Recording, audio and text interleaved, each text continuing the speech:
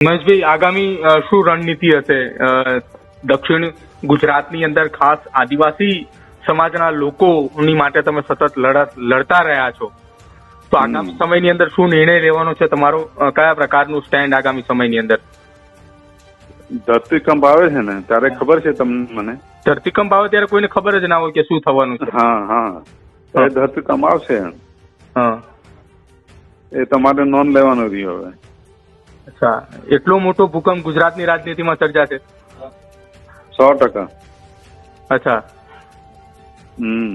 એ ખબર નથી પડતી ધરતીકંપ નું ક્યાં બિંદુ હોય ને કેવી રીતે કેટલા એપિસોડ આવે છે.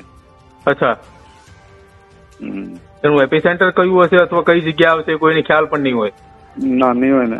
એવો તો પછી ધરતીકંપ જ નહીં થતા ને, એમ કેવું છે મારે. હા, ને તમારી વાવાઝોડાની આગાહી થાય, વરસાદની થાય, પણ ધરતીકંપની નહીં થાય. હા, દરેક વસ્તુની આગાહી થાય પરંતુ ધરતીકંપની નથી થતી. ના, બિલકુલ. આરએસએસ અને ભાજપની વિચારધારકોને ખતમ કરવાની વાત પણ તમે પોસ્ટની અંદર કરી છે. એનું કોઈ ખાસ કારણ એવું કે આરએસએસ અને ભાજપની વિચારધારકોને ખતમ કરવા માટેનું શું કારણ આ પોસ્ટમાં? જો કોઈ જાતિવાદ કે એને ખતમ કરવાની નથી, પણ જે વિચારધારા છે એની વાત છે કે એક માણસને ખાઈ જવું ને જીવને ખાઈ જવું એની કરતા જીવને બચાવવું, પર્યાવરણને બચાવવું એ અમારું કામ છે. પછી એને ખતમ જ કરવાની વાત કરે તો પછી એની સામે ખતમ કરવાની વાત કોઈ બી માણસ આવી શકે એમાં, તો એ તો કુદરતનો નિયમ છે એમાં.